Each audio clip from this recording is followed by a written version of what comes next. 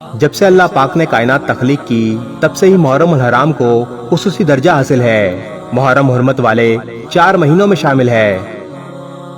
اسلامی تاریخ میں محرم الحرام کی اہمیت میں واقعہ کربلا، حضرت حسین رضی اللہ تعالی عنہ اور ان کے رفقا کی شہادت نے بے پناہ اضافہ کیا ہے۔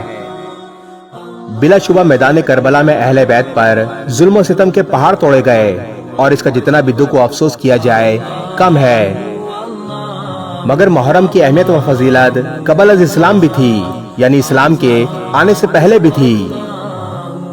ابن عباس رضی اللہ تعالی عنہ سے روایت ہے کہ رسول اللہ صلی اللہ علیہ وآلہ وسلم مدینہ تشریف لائے تو یہود کو دیکھا عاشورہ یعنی 10 محرم کے دن کا روزہ رکھتے ہیں۔ آپ صلی اللہ علیہ وآلہ وسلم نے پوچھا یہ روزہ کیسا ہے؟ تو ان لوگوں نے کہا بہتر دن ہے، اسی دن اللہ تعالیٰ نے بنی اسرائیل کو دشمنوں سے نجات دی تھی۔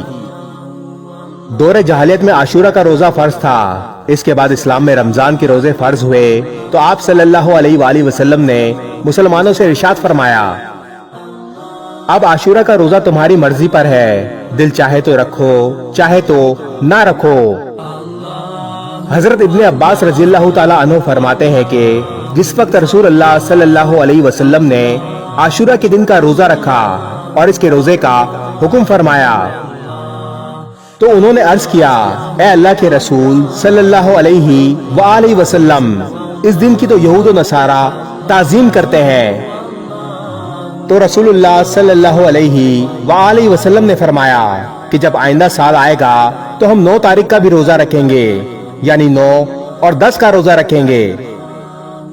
آپ صلی اللہ علیہ وآلہ وسلم نے ارشاد فرمایا جو شخص یوم عاشورہ یعنی محرم کی 10 تاریخ کا روزہ رکھے، مجھے امید ہے اللہ تعالیٰ اس کے گزشتہ سال کے تمام گناہ معاف فرما دے۔ اگر آپ عاشورہ یعنی 10 محرم کا روزہ رکھ رہے ہیں تو 9 محرم اور 10 محرم یا پھر 10 محرم اور 11 محرم کے روزے رکھیں، یعنی 2 روزے رکھیں۔